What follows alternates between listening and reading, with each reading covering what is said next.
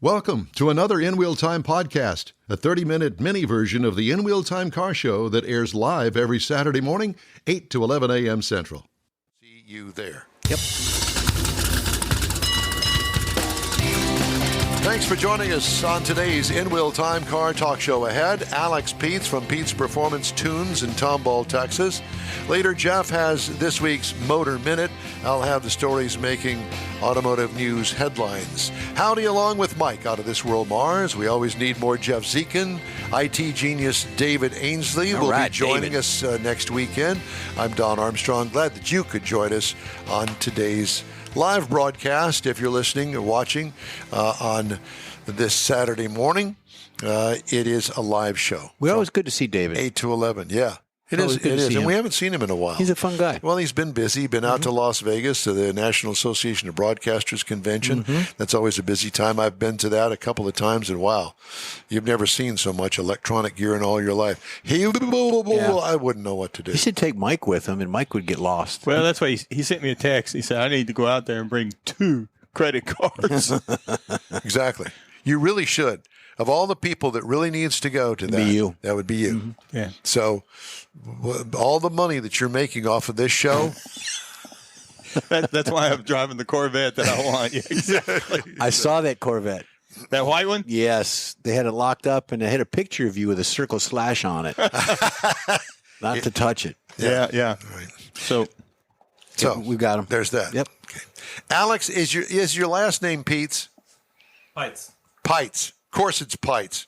Leave it to me to jack it up. Sorry. But I just figured that, what the heck. I'll give it a shot. Then I didn't know. So it's Alex Peitz, Peitz Performance Tunes. Alex, how long have you been in business out there? It's about 10 years for this company. Great. How in the world did you get into performance tuning? Well, that's quite the story there. I think I was about 15, maybe just turning 16. I had a 98 Mustang GT. That was my first V8 car that I owned. Prior to that, I had a couple DSMs. I had a 3000 GT VR4. I had my first car was actually Plymouth Laser. If you're familiar with those, a 92 Plymouth Laser. Yeah. So I got a Laser, and it was like a little 1.8 liter. It wasn't super fun, but got me into it. And then I got into the 3000 GT that I actually bought with paper route money because I had started my paper route back when I was like probably 12 or 13, however old I was. And then bought the 3000 GT in Kansas City with paper route money. I think it was like $5,500 I paid for it. That was VR4 twin turbo all-wheel drive. Thought it was the greatest thing in the world. But then I realized that thing was just a money pit. So I ended up selling it, and then I found V8s, and I've never went back since. So I got the Mustang. It actually came with a little Diablo handheld tuner. I'm sure you guys are probably familiar with those. Yes, exactly. And the Diablo actually allowed me to add, subtract timing, add, subtract fuel, and so that's pretty cool. And I could also do like basic data logging. I really didn't have much of an idea of what I was doing. But just through basic research and like literally I would go out in the middle of the night. I was in Iowa, basically nothing but cornfields all around me. I would go on a 2-lane road and I would time myself. Okay, how fast did I go from this, point A to point B? And then I'd make adjustments and time myself again and look at my mile per hour. And that was kind of my dyno at the time. And then I just kind of took it from there. But I ended up joining the military. So I was in the Army from the age of 17 to 23. And you were hot rodding Jeeps in the Army. Yeah. Well, we were more Strikers and Humvees. But, Gotcha. Okay. Yep. So I was in the Army for about 6 years. While I was in, I did a lot of research, and I had different cars throughout the time. I had a 06 GTO. I did have one more 4-cylinder car. That was a SRT4 Neon. That was a pretty cool car. Yep. That was a lot of fun. And I had just various other cars. I would help buddies out. And then when I was deployed, I would just do nothing but research tuning. Just whenever I was not on mission or writing reports, I was just researching tuning, collecting whatever information I could, because I knew I wanted to do something with cars and computers and keep going on that path after I got out. So after I got out, finished college, and actually started my first shop back in Iowa, and I had that shop for a decent amount, maybe just a little over a year or so, and then I ended up going to a tech school down here in Houston. Went to that tech school, linked up with another shop here in just outside of Houston, and they needed a dyno, they needed a tuner. So I actually moved after school finished up. I moved my dyno down here to a shop here, but I was actually already interviewing for a position out in California with LSX TV. So they wanted an editor, but they also wanted a tuner, like an in-house tuner that was also going to be the editor. So I was, working on getting that job, but I was going to do remote tuning for the shop where I moved my dyno to for the time being. Well, right at the last minute, they told me they couldn't give me the job because of administrative reasons or whatever it may have been. But at that point, I already had my house sold, just got divorced actually, and my whole life was like in this U-Haul big, whatever they are. Yeah.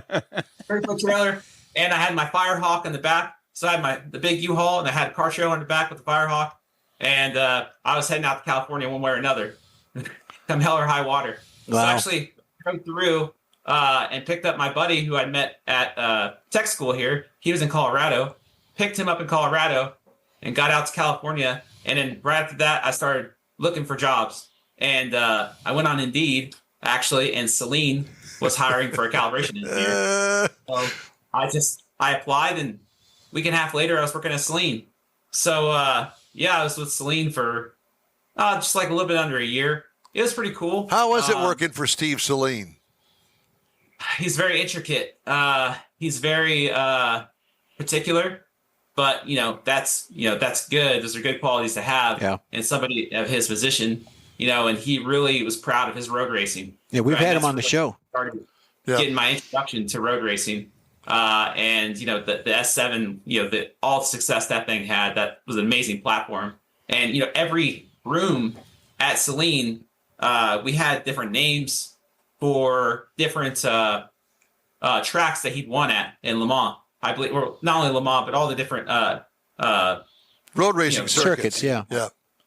So that was pretty cool. But then he would come in and he would point or count the number of chairs in each room, and he'd say, "Hey, there's not the right amount of chairs in here. Somebody took a chair out here. Put the chair back." Stuff like that. So it was pretty interesting. Yeah, but, needless to say. So how did you wind up here? Well, so while I was at Saleen, I ended up, I was still doing some tuning for that other shop. And I started doing some other remote tuning in the meantime, like in the evening. And the shop that I had moved my dyno to, they said, "Hey, we need a full-time tuner and we want to use you." And I was like, yeah, the production tuning thing was kind of, it was good, but I wanted to do more custom tuning. I wanted to do more racing. I wanted to do some other aspects of, the job. Bigger things. And so I left Saleen and went to work full-time for the company that was here in Houston. And so, that was that. And you just loved us so much, you said, "I'm going to pick up and move there." Yeah, well, this would be the second time I'd moved to Houston. I moved there for, school, and then now I moved here for this job. But then it keeps going after that. I mean, I don't want to take you too far deep down my rabbit hole of my story, but, I'll kind of try to, sum it up. I ended up leaving that place and then started doing a lot of freelance tuning in Houston. But in all that process of being at Saleen and where I'd been, I met different people through HP Tuners because I was helping HP Tuners with getting into the Coyote platform because we had a lot of Coyote cars at Saleen, right? And so in the process of doing that, they said, "Hey, the tuning school is hiring. They want somebody who can, help them develop this book on tuning Fords using HP Tuners." And so I said, "Yeah, I can do that." And so I actually moved down to Florida and started working at the tuning school and was their lead instructor. Bottom line is that you followed your passion and wound up here with your own place. Yeah, exactly. Well, congratulations. I don't know whether Mars told you or not, but somebody that turned us on to you, and that would be Mr. Borcherding over at Paint House. And, that's he did tell me about that. Yep. Yes, and because I asked him, I said, "I need somebody that can help me with the tune on my 2001 LS1 Corvette." and he gave us your name. And then Mars says, yeah, he doesn't do LS1s, but everything after that he does. So I'm thinking, pardon me? I tune LS1s. Good. That's good to hear. And so I wanted to present you with this scenario. Now, this is a stock LS1 with a K&N filter on it, and it's got a Corsa catback exhaust system on it, 6-speed manual transmission, but everything else is stock on it. And I've been doing some reading on some of these guys, you know, putting on blowers, putting on turbochargers, and from what I gather, when you start putting boost into them, you can crack cylinder walls, and mainly valve springs are not really set up for boost. And I'm thinking, well, I don't want to go that far, but I know that there's more potential in that engine without, you know, really hurting the engine or potentially hurting the engine. I'm thinking, well, maybe I need to get a hold of somebody, and I couldn't find anybody. And Randy Borcherding says, call Alex. And I said, okay, well, so that's how we got you on the show. Can you help me? Sell it. Sell it. No, we're not selling the car. It's only got 33,000 miles on it. Wow. Yeah, sounds like a cream puff. Yeah, it is. That's kind of like my Firehawk. You know, that thing was, super low miles, very nice. It was LS Firehawk, not LT Firehawk. But yeah, no, certainly can help you out with that. It just, you know, for a lot of my customers, what I try to break it down or boil it down to basically is how much horsepower do you want to make and how much money do you want to throw at the project, right? That's what it boils down to. I don't want to throw any money to the project. That's the bottom line there. But no, I mean, I can certainly understand spending some money doing it, but I don't want to. You want to go exotic. Yeah, and I don't want to put any aftermarket boost on it or anything like that. At least I haven't talked to you. I'm talking to you now, and I don't want to go crazy with it. And I have a limited budget to begin with. So, what do you think? How would you advise me which way to go? I would just start with, you know, optimizing what you got, right? Yep. So, retuning the car with the intake system you have and the exhaust, and I mean, just tuning them stock. They were fairly, I wouldn't say detuned from the factory, but they weren't optimized that wide open throttle. The LS is actually one of those vehicles you can actually get some power out of being a naturally aspirated V8 and just tuning the vehicle. So typically I want to say we see about 20 horsepower gains from tuning it, especially with, you know, having some kind of an intake system on it and exhaust, which is helpful in those cars, and also, you know, tuning the car. So that's where I would start, you know, and just also you could just even start with the baseline on the dyno, see where you're at, and then say, okay, what's my air fuel ratio right now? What's timing? Do I have any knock? Is the car running correctly? You know, is it? Okay, great. Then you've got a good baseline. Because I tell everybody, you can't tune a car unless it's mechanically sound. If the car's not mechanically sound, then you have to get that right, and then you can tune the vehicle. So that's where I would start with that. You know, do your basic tune-up, you know, plugs, wires, so on and so forth. You know, fuel filter if you haven't changed that in a while, because it sounds like the car sits for, you know, a majority of its life. Yes, so that's correct. Just want to make sure everything's good to go there, and then get on the dyno, and then read the current file out. I don't even know where the fuel filter is on the car. It's I can't remember exactly on that particular application, but typically it's not too far from the fuel tank. So it's going to be probably, you know, a third of the way up the car under it. There's going to be an inline fuel filter there. Pressurized? Yeah. So like the C5, actually the fuel filter and the fuel pressure regulator are integrated into one. So it's a very popular fuel filter or regulator to use in LS swaps, like into Blazers and stuff like that. Guys are putting LSs in them. They'll just use a fuel pressure regulator / filter from a C5, and that's how they get their 58 PSI base pressure. Interesting. See, you know, he knows all this stuff. Yes, Mars? So I'm wondering, because sooner or later I'm going to have one. But so as a tuner, so Don comes over there and he says, okay, I've got, here's my my C5. Do you do, as part of your process, change the plugs, the plug wires, and all that stuff as part of getting the car to that baseline, or should he do that before he comes to you? Yeah, certainly it's a good idea to do it beforehand. And a lot of people will advise them. They'll ask me, okay, what plugs do you want in it? Okay, what gap do you want? And so on and so forth. So we advise them of that. And then plug wires, obviously are a good thing. especially with people who have like headers and things like that. Plug wires get brittle, they get hot, and they start to break. So that's like the number one thing that we want to look for. Of course, the ignition system that's working well. Another thing on an older vehicle, especially a vehicle that's sat around quite a bit, and depending on what ambient conditions you're in, it's very humid. It's going to have a bigger impact. But I would also get the injectors flow tested and clean, because we see a lot of problems with injectors as well, especially a port injection setup as opposed to a direct injection setup. So it's a good idea just to get that baseline stuff out of the way prior to putting it on the dyno. So, okay. So, if I engage you to help me on this, you'll guide me along the way. Now, would you do the fuel filter? Would you do the spark plug wires? Do you have the capability of doing that out there at your shop? Yeah, we certainly can. And we certainly do. Yeah. And so I could say, okay, Alex, I'm coming out there, and I'd set up a date and time with you, and we would get to work. You would. I would stand back and watch and hand you tools. Yeah. Yeah. Anakanapana. So there would be one of those kind of things. And you're good with that? Yeah. Yeah. Well, there's some hesitancy in your answer there, and I'm thinking, no, he doesn't want me there. He wants me to drop off the car and let him do his thing. Probably. That's usually the preferred method, but yeah.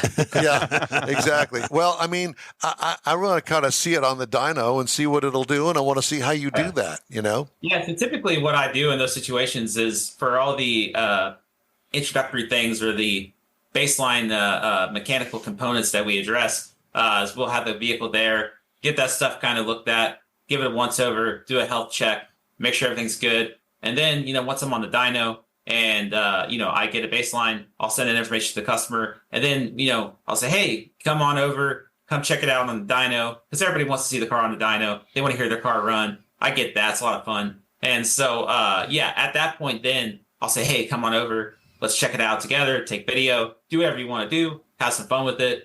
And then, then I got to go take the vehicle off the dyno. And then the most important part is test driving it on the street. Make sure your drivability is correct and good. Make sure, it drives as it should. And then that's really where the meat and potatoes comes in. So it's difficult because I have a very comprehensive process. And so it sometimes takes a while. And also, given the fact that I'm running the business and doing all the tuning, it's very difficult for me to sit down in one spot for 5 hours at a time and get one thing done because I'm spread thin in so many directions. Right. So I typically advise my customers, hey, I'm good at what I do. I'm in high demand. So it just requires a little bit of patience. So a good thing for me to do would be to drop the car off, say, here you go, Alex, go for it. Yeah. But then when I'm ready, of course, I want you to be a part of that process, towards the end and make sure you know what's going on. And, of course, keep you informed along the way. Oh, my God. It's like Christmas. I can't wait to open that present at the end. Okay, so he'll be there at 8 o'clock tomorrow morning. No, he will not. So how long does that typically, would you, Don comes in there. 5 hours. Well, that's if he sits down and does it. But the whole process, how long would you want the car for? Typically. Typically, we advise our customers that's about 2 days. God, that's nothing. Yeah. Well, you would have it for a week because you're in Tomball and I'm in Sugarland, and I got to get out there and I got to get back. So you understand? Is that workable for somebody to leave the car that long? We do stuff like that all the time. That's our typical in-house tuned customer because you got different companies do it differently, of course. But I really try to slow it down a little bit. Let's focus on X, Y, Z, right? Let's get through all the whole process, or A to Z, if you will. So that way we make sure that we have a comprehensive look and we understand what's exactly going on with the vehicle. Because 9 times out of 10, I get a car in, it needs more than just a tune, right? If I had $1 for every time somebody told me, oh, it just needs a tune, I'd be way more wealthy, or I'd be wealthy man actually, but I'm just a poor hot rodder, But so it's interesting how many things you run into that you have no idea is even a problem. So you've got what are you working on now? What do you got in the shop? Right now, actually, what I have on the dyno is a C8. Pretty big into the C8 market right now. We've got a lot of Challenger Hellcats and stuff like that we work on as well. But C8s has been our big thing for the last 4 years. It's a 416 cubic inch C8. It's got twin turbos, dual, twin 64, 66 turbos, E85 fuel system. Everything you basically throw at those cars, it's got, right? And so it should make about 1,100 wheel horsepower on my dyno. Okay, that's what Don wants. Don wants that. Yeah. Maybe we could trade out that C8 motor for my C5. Yeah, no. One hand and Listen, we C5 here too, by the way. They're a lot of fun. So we're running out of time, but I want to have you back on another time, and we get more into it because I find it fascinating what you do, and I've been looking for you for a long time. We have Randy Borcherding to thank for our meeting, and we appreciate all of your information. And I know that you're busy and chomping at the bit to get back out to the shop. I get that, but it's been a pleasure talking to you. We're going to talk, and I'm going to call you on the telephone, and we'll set up something. All right. Yeah. No, it sounds great. I appreciate you guys having me on. And, by all means, you need anything else, let me know. There was a cartoon back in the 50s, and in the cartoon, I think it said something along, "You'll be sorry."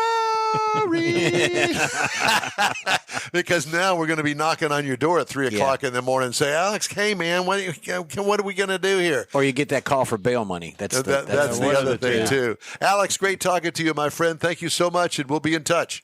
All right, you guys take care. Right. You do the same.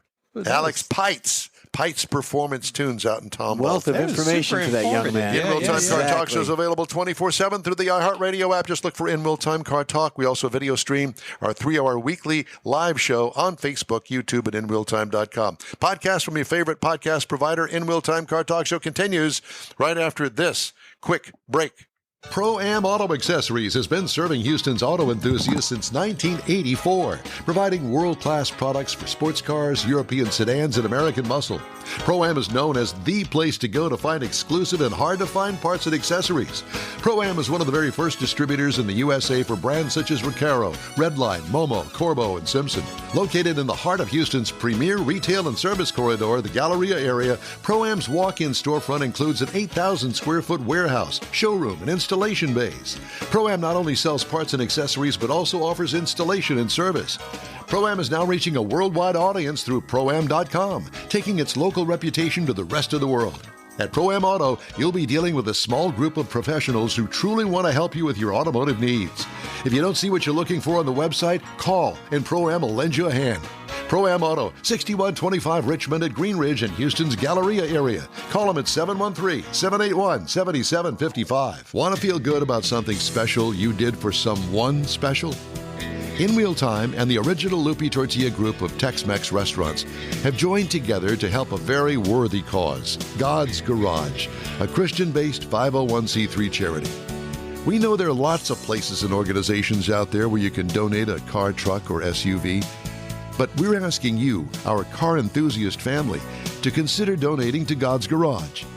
Visit godsgarage.org and learn about its mission, the women that have been helped, how each one is screened, and about their Restore You program. A car donation is an easy way to make a difference in the lives of others. God's Garage needs good operating vehicles, but will take all types in working and non-working condition. Make your heart and soul feel good by donating your gently used vehicle and help support single mothers, widows, and wives of deployed military at godsgarage.org. Saturday and Sunday, May 4th and 5th, you're invited to enjoy the 28th annual Keels and Wheels Concours d'Elegance. See the largest collection of classic cars and boats in the U.S. on display at the beautiful Lakewood Yacht Club in Seabrook, Texas. This year's Keels and Wheels features 60 years of Ford Mustangs and Donzi boats. There's plenty of free parking, and discount tickets are available online at keels-wheels.com. It's Keels and Wheels, Saturday and Sunday, May 4th and 5th at the Lakewood Yacht Club in Seabrook. In Wheel Time will be there, too. We'll see you there. Hey, you're on the In Real Time Car Talk Show. Thanks for riding with us today. We'd love to hear from you. Shoot us an email, info@inwheeltime.com. Jeff has the Motor Minute for us. I do have a Motor Minute, and this is all about hold on. This is all about slang and car terms from back in the day. So I've got a couple for you. What did the words banger mean when you were growing up? Oh. Well, depends on how you spell that. Banger was how many cylinders? Like a 4-cylinder, 4-banger, Four-banger, 6-banger. yeah. Fadeaways. What were fadeaways? Fadeaways? What were fadeaways? Fadeaways were the fenders. Rather than the fender sticking out, they pronounce bump. They faded into the car, Body, yeah. sort of like a 41 Packard. Okay. So I've got it kind of screwed up here. What is a Louis? You know what a Louis is? Louis. No, it's get up to that corner and give me a Louis. That would be a left turn. Okay. How about that? What about a Ralph? A Ralph would be a right turn. Okay. And I've got one. We know we're short on time. Suicide knob. We put it on. Oh, yeah. Okay. Of course, on the steering wheel. You know, they say they're illegal, but they're not illegal. It was the Brody knob because a guy by the name of James Brody almost died using it. They invented them so that you could turn the wheel with your left hand and keep your right arm around your date. Huh.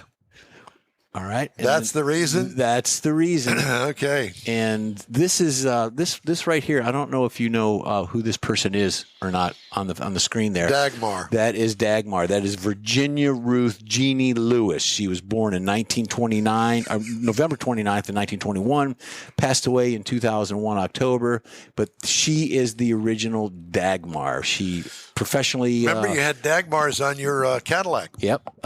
She was in Broadway. She was on TV. She was on the Milton Berle Show, Bob Hope, Frank Sinatra, and Mitch Miller. So that didn't go well. With Mitch. That didn't go well. God. Yeah. Dagmars. Well, I thought I saw that picture flash by. I thought there's Dagmar. There it is. There's Dagmar.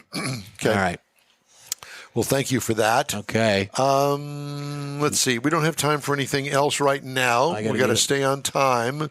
So we're going to move on to the third hour of our live show, here on the In Wheel Time Car Talk Show.